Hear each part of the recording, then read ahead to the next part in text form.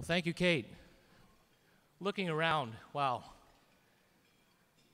It's such an exciting day for us. At Upstate Venture Connect, we, of course, do not do but this one event. This is the only event we do once a year, so it's always a challenge, but this has come off very well.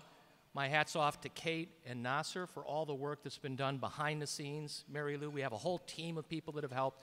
Biz Events has been extremely helpful in both the logistics, coordination, helping get the word out as well. And of course, our staff here at this fantastic hotel and the service we have here for the food today. If we could give a round of applause to all those people. Thank you.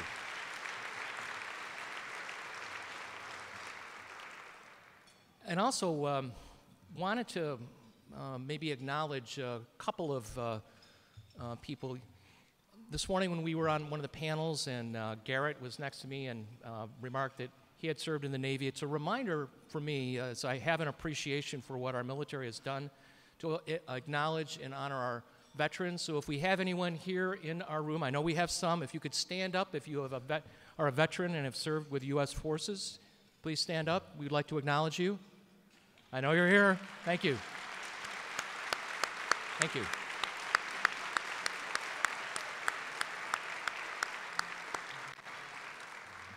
I do not take for granted the freedoms that we enjoy that has been made possible for the service that they have given us.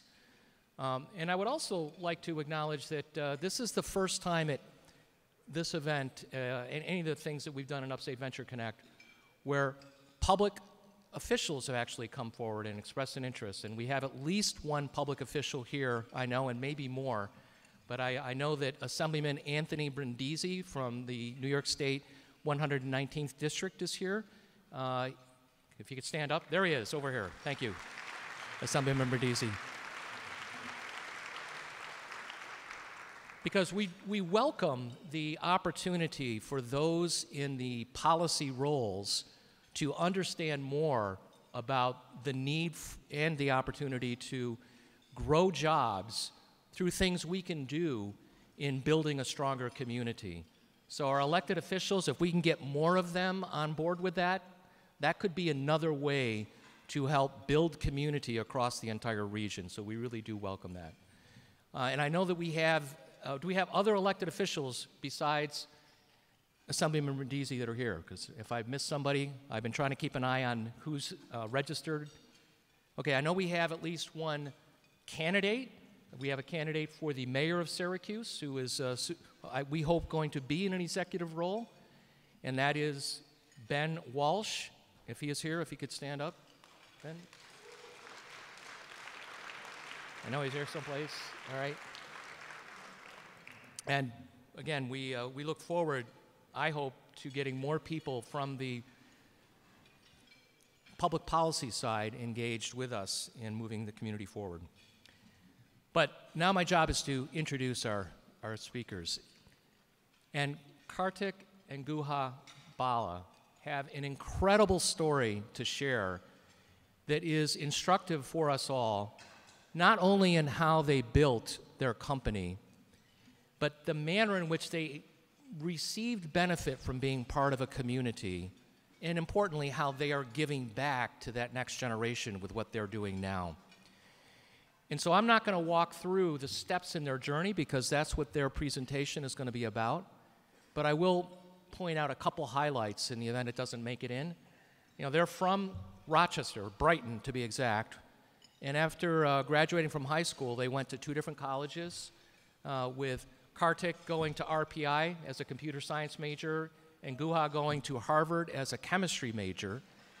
And when they began their Vicarious Visions, this is the name of the company that they started, they actually began that journey in high school and continued to nurture it along. We might hear a little bit from those early stages, but fortunately, when the time came to really start building a company, I guess Karthik was the one that was in the Capital District, and I don't know what the story was on why the Capital District was the beneficiary of where they decided to start, but we as a region have benefited greatly as a result.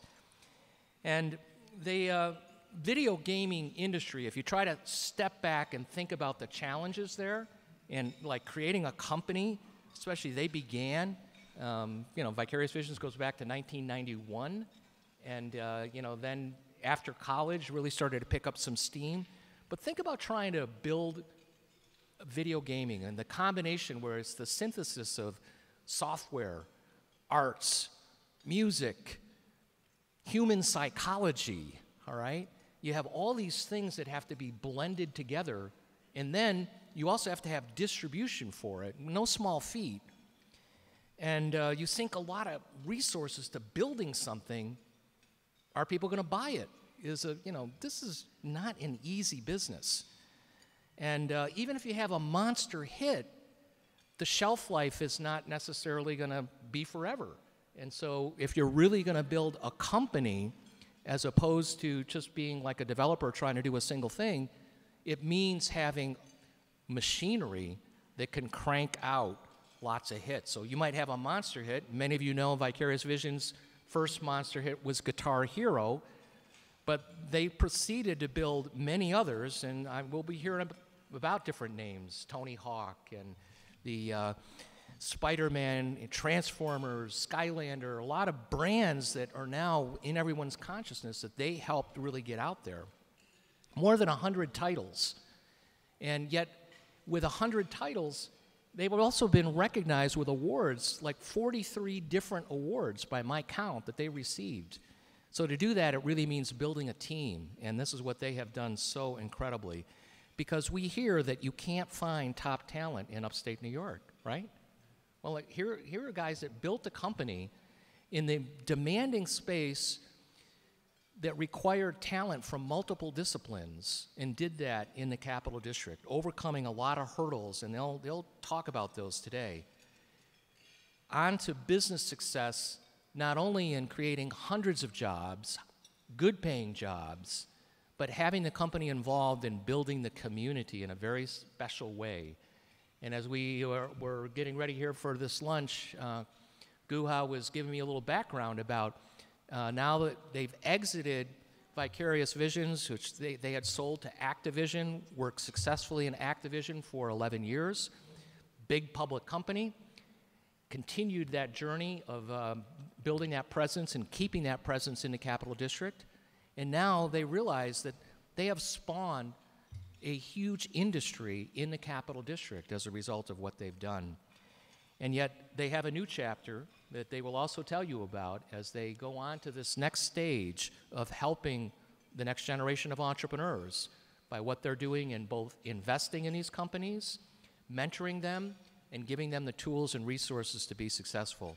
So we are really fortunate, and it's my pleasure to introduce Karthik and Guha Bala of Vicarious Visions.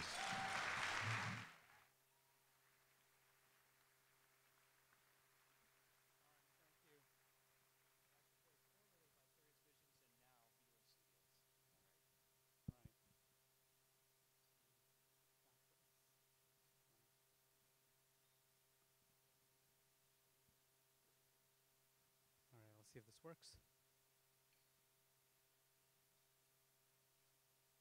Here we go. All right. Go, you want to kick it off? So first, can you hear us? All right.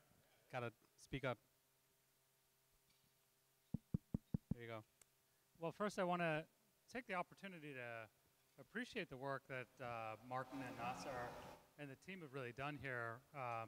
When Martin started on this adventure of building really a community throughout Upstate for reinventing or reinvigorating the startup culture about 7 years ago, you know, we met up right around then, and we started talking about the problem. And at that time, it was you know, fragmented communities. You know, we didn't have much of an awareness of what was going on outside the capital region, probably not even much of an awareness of what was going on in the capital region at the time.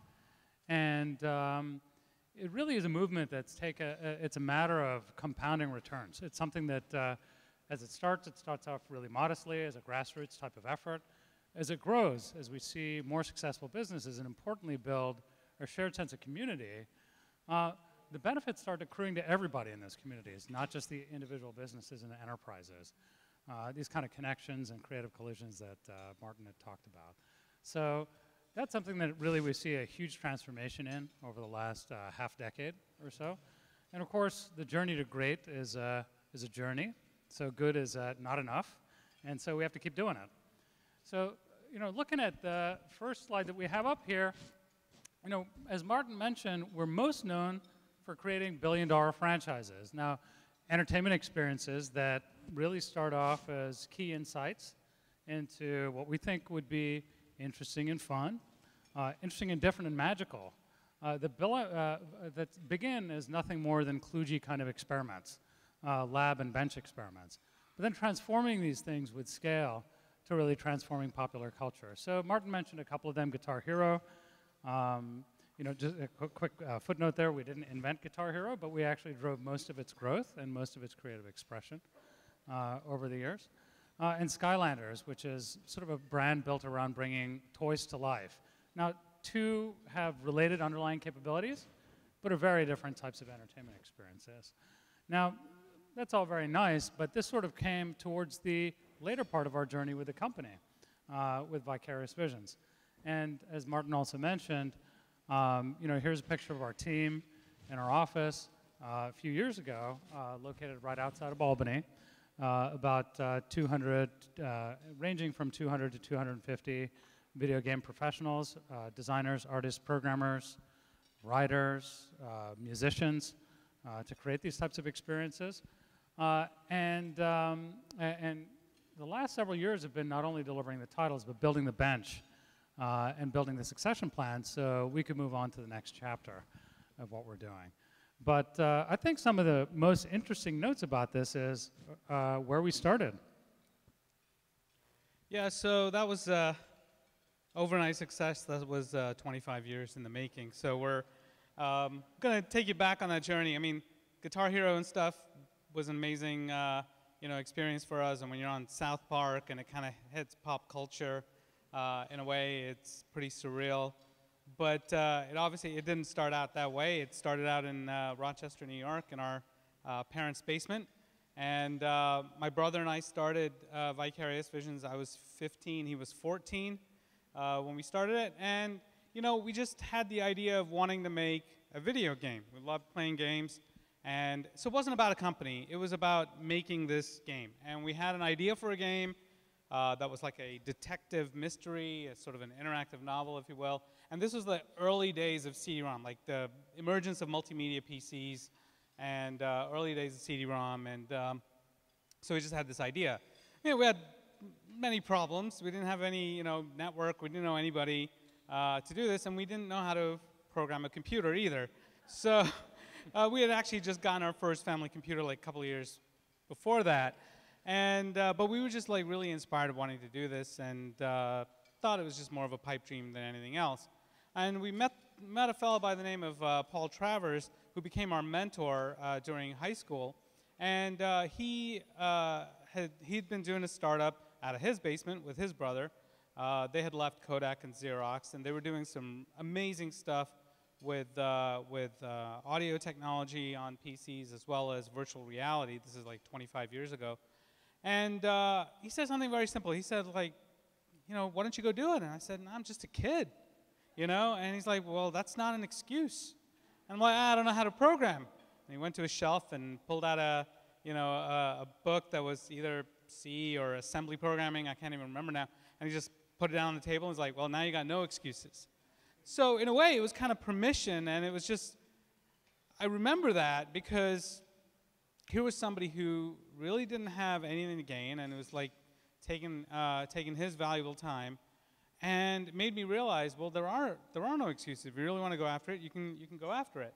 So I didn't want to let him down, and we started doing it. And we were working out of our parents' basement, and we figured out all kinds of crazy stuff. We were doing video before there was QuickTime, and before any of that stuff hit mainstream. We built a blue screen soundstage in our parents' basement and borrowed cameras from the school, from the high school. We did all kinds of crazy things, and we were just figuring it out as we went along. And we were fortunate enough to to attract some attention, and we got a publishing deal Guha was a senior in high school at Brighton, and I was a freshman at RPI when we got our publishing deal, and it was an opportunity for us to finish this game and put it out there in the marketplace, and we thought we were going to be rich and famous from doing that, and well, neither one of those things actually happened. What happened was the day we finished the project and it was released to the market, the publisher that we were working with, was a UK-based publisher, stopped returning our phone calls, and we didn't get our royalties that were owed to us, and was left in a lot of debt. And this was like Christmas '96 or so, and I called up my dad, and this was one of the best pieces of advice he ever gave me. It was Christmas Eve, actually. It was right around then. And I said, I'm in a lot of trouble, and he said, how much trouble? I gave him the number, and it was dead silence on the other end of the phone. And then he said, I don't have that kind of money. You got yourself into this mess. Get yourself out. And he hung up on me. So that was Christmas. And so how to figure this out? And that was when it was it was dawning on us that this wasn't about just making a video game. It was about building a company, and because what was most fun and gratifying was the team we were starting to build. And realize, wow, this is actually about creating this kind of environment, and we didn't even know what the word culture was, at the time, but it was, how do we do this again, and how do we not get ourselves into this kind of trouble? And what happened was, we met a fellow by the name of Mike Marvin, who was a founder of MapInfo in Albany, and he had a angel investment company called Exponential, and there were some Syracuse partners, and I don't think Dirk Sonnenborn's here today, but Dirk is from the area, and we met Mike, and it was through RPI, and it became our mentor, and we were able to get angel investment, and we were in the RPI Incubator Center trying to build a real company. And there was still a lot of lessons to be learned, and we were working on, we'd met friends in college, and we were working on this amazing product that was way ahead of its time. Technologically, we were doing like voice over IP in 1997 based on some declassified tech from DoD, and we were like, it was cross-platform between PC, Mac, and Linux, and we were doing some really crazy stuff. It was a very complicated game, that it was a very niche sort of audience, but it was really innovative. We didn't really understand what it meant to be going to market or anything like that. We did get that angel money, and it was about $250,000 that we spent in like 6 months or 8 months, and we realized, boy, we have to really get like real customers, and so the most important thing out of that was just the learning we were getting from that mentorship, and the support that we were getting, from the community. We had graduated. I had graduated. I think Guha was graduating that following year. We had moved out of the incubator center, and we went to the Rensselaer Technology Park, and we were finally able to get, our first real customer. And as they say, you can celebrate with beer when you get, some VC or angel money, but when you get real customers, then that's when you can celebrate with champagne. And so the first real customer that we got spawned out of a video game distribution company, and they were becoming a startup publisher. So they got financing, and they needed teams to work on Game Boy. And this is, again, pre-mobile, and this is like winding back to 1998. And we said, well, we're doing these complicated games on PC. How hard can Game Boy be? But boy, when we had customers and deadlines and milestones, that's when we had to really, start getting organized and start delivering on these products. And of course, we were doing some really neat stuff, again, technologically, and Game Boy wasn't something that many companies were interested in until Nintendo came out with a little game called Pokemon, and all of a sudden, like, the whole handheld business, took off. So we timed it pretty well, and so we were off to the races, with our first real customer, until disaster struck. So this was 2000, and we had built up the studio. We had about 45 people. We built a management team because we couldn't just, run everything on our own. We brought somebody out of GE who was the head of product development. We brought in a VP of HR. So the payroll was getting pretty expensive. And that main customer of ours went out of business. And we lost like $2 million worth of contracts overnight. And our game Terminus, the space game from a couple of slides earlier, got released finally after 4 years. And critical acclaim, commercial disaster. It was too niche of an audience. It was in a way ahead of its time, and we mistimed the market. But we just really didn't, think about like how many copies could we really sell to be successful. Sounds kind of dumb, but we were just making games and having fun at it, and we realized, boy, we had to really work at getting multiple customers now. So we also learned a really important lesson. When you don't actually have the money, people don't want to give it to you. And when you do have the money, that's when they're willing to open up their checkbook. So we ended up knocking on every bank, and after like 20 banks or so, we managed to convince M&T Bank to give us $1 million personal loan. And so Guha and I were just a couple years out of college. We had about 45 people on the payroll. It was just all liabilities. And we got a personal loan. And we knew that we would be screwed for the rest of our lives if we didn't, if we didn't fix this. We didn't miss a single payroll, by the way. We stopped taking salaries and all that stuff. But for everybody else, it was good. And we had to keep them all focused to, help us get new customers and keep moving ahead. And so we were just trying to be scrappy on the road, trying to land these new customer deals. And what we had done our first product for Activision, and it was a Spider-Man game on Game Boy Color. And this is before the Marvel movies all came out and superheroes became part of mainstream pop culture. And so we had that one customer contract, and we had an opportunity in a relationship building with Activision to do more work with them. The other thing is we kept our eyes focused on the quality of what we were doing, even though we didn't have the commercial success just yet, and that helped build a reputation. And Nintendo looked at what we were doing with their hardware platform, and they're like, wow, these guys can do some cool stuff. And we got access to early hardware from them for a new platform that they were launching the following year called Game Boy Advance.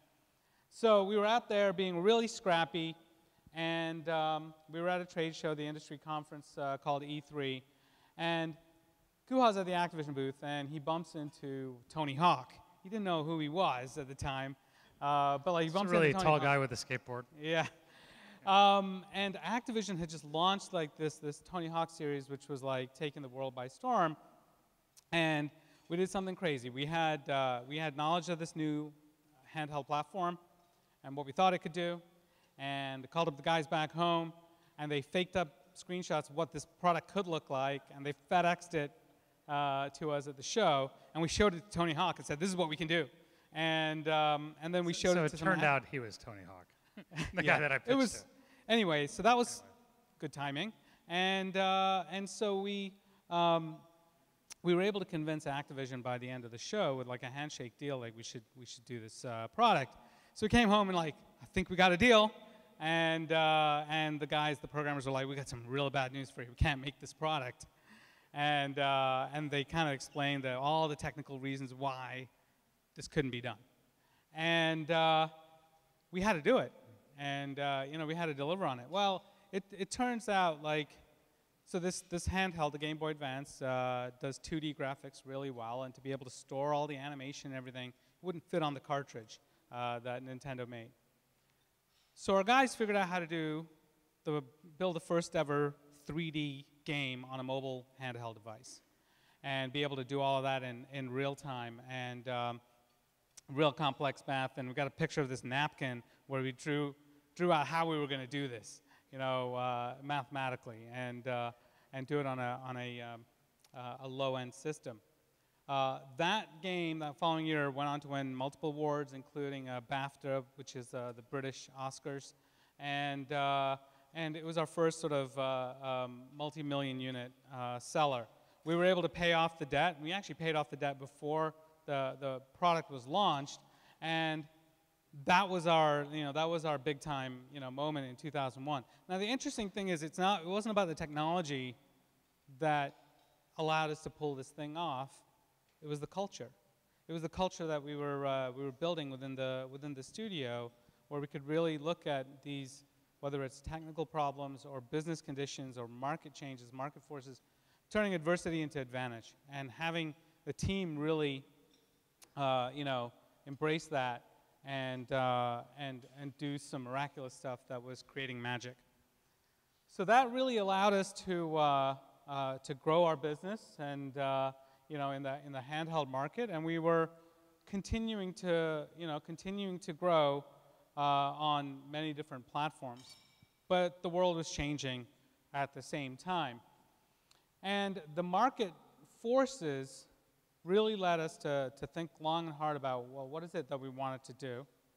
And how are we going to grow the studio, grow the company that was going to be built to last? Because we had this moment of success, and we knew that it was going to be fleeting, and it meant really reinventing the company. And we made it was a difficult choice, but we made the decision to sell the company in 2005 to Activision. They were one of our customers. We were actually doing fine as a business. We were profitable and growing. We had 80, 90 people, and we could have continued to do that. In fact, we were turning down about 90% of the business that was coming to us. But we decided that we wanted to be part of a larger company. The reason was that at the time, distribution is very much locked up by the big players, and it's dominated by retail. And the cost of developing these products were skyrocketing. It was astronomical. First games that we were doing, about $100,000 to develop the games, to we were seeing $10 million projects, and they were going to just go up from there. And today, some of the biggest games, you can easily spend $200 to $300 million, in development for a single product. And multi-100-person teams, several years of development, and games that can make billions of dollars. In fact, the first Guitar Hero game that we worked on was the first ever video game, single game, that generated over $1 billion in revenue. And so the market has shifted considerably. And because of that, we knew we could work on lots of smaller things, and we had to really kind of consolidate, and there wasn't a portfolio to kind of manage the risk. And becoming part of a larger company made a lot of sense. And that really allowed the studio to grow against this vision of becoming the PIXAR of video games. And we went on to build Guitar Hero. We went on to, and that was lightning in a bottle. And we were fortunate enough to do that again with Skylanders, with this concept of toys to life, that then was copied by Disney and Lego and others that came after us, pulling off the magic and innovation that we did. And we did that all in Albany, and the studio is there, and we built the talent. A lot of it was local, but we were able to bring in a lot of great talent as well from all around the world. So that was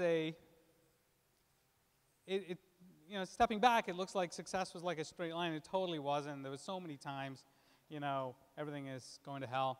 But that continuous sense of reinvention and the continued mentorship and support, the community support. I mean, I don't know, if we didn't get that bank loan, well, I mean, there'd be no Vicarious. I mean, there's so many points that we could say that that would have been the end of the company, but that mentorship and that continued support from the community, when times are really difficult, was very important, for the growth and maturity of the organization, especially a company that continues to create magic and new innovation. So the time came for us to really think about what we wanted to do when we grew up, and actually that's something we didn't want to do. We actually spent much longer within Activision than we expected. So we sold in 2005, and by the time, somewhere about 5 or 6 or 7 years into that relationship, We were really enjoying it, but then projecting out another 10 years, we had a choice to make. Do we continue to scale this business in a large enterprise, or do we get back to our roots as entrepreneurs? And of course, we've always followed our heart in terms of what we wanted to do, but we realized that that is not necessarily a strategic fit with what the company needed to be really successful. And so we started on a pathway for really building the bench strength and the leadership strength and the management strength at the studio. We started recruiting at that time, starting in the late 2000s, for what would eventually be the current leadership team at Vicarious. So it wasn't just me and Karthik going on all the sales trips. It wasn't just me and Karthik solving all the critical problems. And it took us a while to do that because so much of the business that we were in was about reinvention. The structural advantages that you have as an idea company are about the people and how they work together, how strong the culture is to be able to do that. And so we did that, we exited, and we had a new vision that we wanted to embark upon. And we started that early last year. Velan Ventures was the sort of the how we organized ourselves around it. And the concept was to do a combination of working with entrepreneurs and investing in them, in addition to building new companies directly as well. It allowed us to take direct risk, again, the way that we wanted to as entrepreneurs, as well as give back to our community in the manner that our first angels did and way back in high school, entrepreneur community did as well. It gave us an opportunity also to become really aware of some of the big gaps that we saw, some of the opportunities that we saw, and the big gaps that we saw in our backyard. One of them is capital. You know, it's a commonly understood thing, you know, sort of capital is difficult. Well, worldwide, all companies have difficulty with capital. And when you start off, that's a rite of passage. In Silicon Valley, that's a grueling rite of passage, just as it is here today. Now, one thing that's quite different now than before is that the angel community is more robust than it ever has been. So if you have a great idea and you have a great team, getting that first $50,000 to $250,000 to get your business started, that's starting to reach a place where it's in a really good spot throughout most of our upstate communities. But from there, and that, you know, clearly played a critical role in our own development. They play a huge role, and I think the next big opportunity is to connect these angel communities because the businesses pop up where they do, but really getting them connected to the partners that they need to really be successful. There's a much bigger opportunity going across the state and across all of our communities as opposed to being siloed within. Back in the day, it was just our RPI bubble, and you can imagine, well, the world is a lot bigger today. The second kind of phenomenon on the capital side is that the deal flow across the state, well, it's pretty fragmented. You know, we saw a couple great companies here in Syracuse yesterday. We see it throughout the state, but it's very disparate throughout the state. It's very fragmented. So it's hard for large institutions to source the deals efficiently and service the deals efficiently. So it requires the companies here and the entrepreneurs here to take a different approach. We probably need to meet a higher standard. Now we see sort of momentum-based investing in venture communities all the time. So VR was a fad a couple years ago. You could jump on that bandwagon in Silicon Valley. It's much harder to do it from here. Now, we really have to think about our opportunities as being over and above to be investable. And so there's a higher bar for investment in this community. It also requires us to do a lot of traveling and a lot more to compensate for the fact that the sources of capital aren't here. The final one is a real gap in Series A financing. So while the angel community is strong, there's a big trough when it comes to when you need your first $2 million increment to $5 million increment. That's really when your business is beyond prototype, started going to market, and need to start developing the first sense of customer contact and feedback and evolving your business. And the problems are related to deal flow is thin and fragmented, so it's hard to source the institutional kind of funds that are really important. And this is something we've tried to take a unique angle in by leaning into our areas of expertise. So Velan Ventures really focuses its investments in game and gaming-related technologies because that means we can really get involved in those businesses and importantly take the lead in investing in those businesses. It's a higher concentrated capital risk for us, but because it's our own personal area of expertise, we can look a little deeper into that.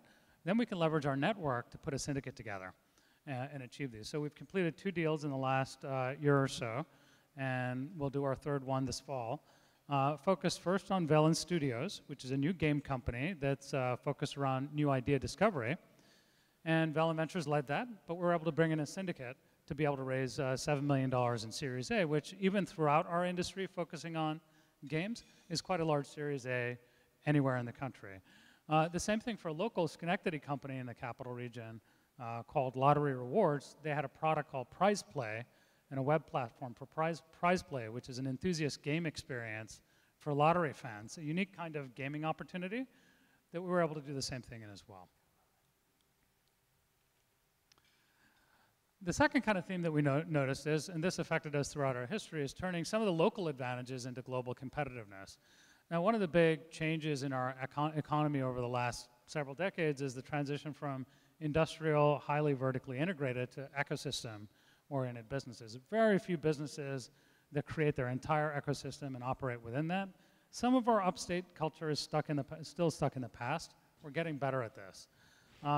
But the most important thing to note here is ecosystems are highly geographic, and it's really hard to start a company and just plug in. So one of the things that all the businesses here need to do is to say, how are you truly indispensable to the ecosystem that you plug into in a manner that they're willing to go well out of their geography to do business with you? And this is something that we were able to do over time in our past history. And then, of course, we spent all of our time traveling to all of our customers. Customer proximity is something we didn't have. So we would travel all over the world to get that business, and I see that in a lot of the startups here.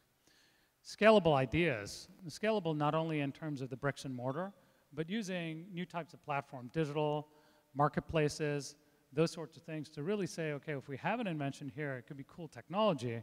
These things have to scale well beyond national. They have to go international, and we have to be able to service those key things from here. And then finally, building the core team.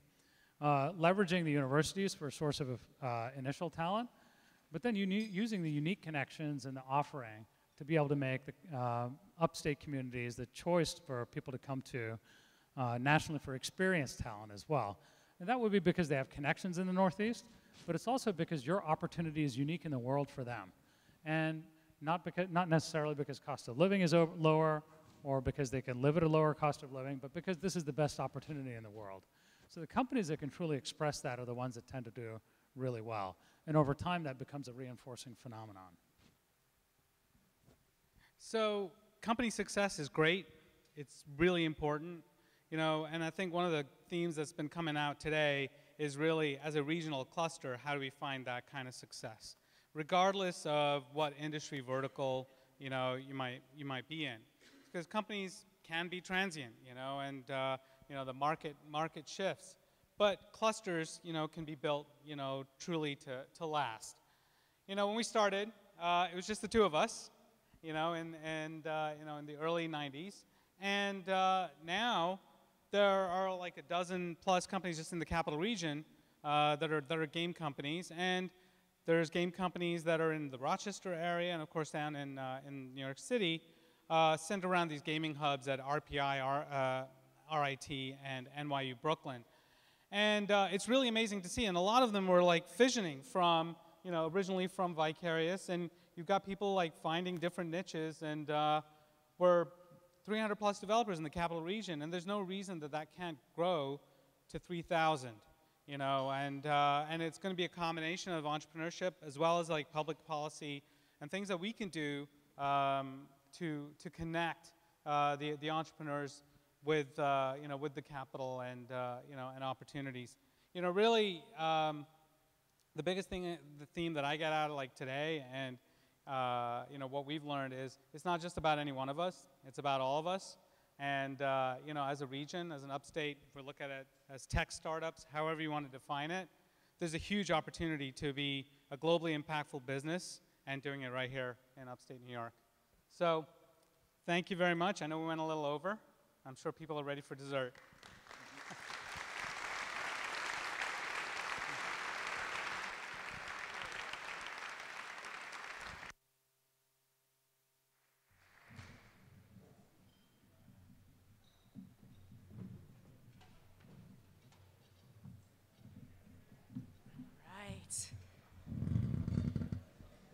Here's what I heard.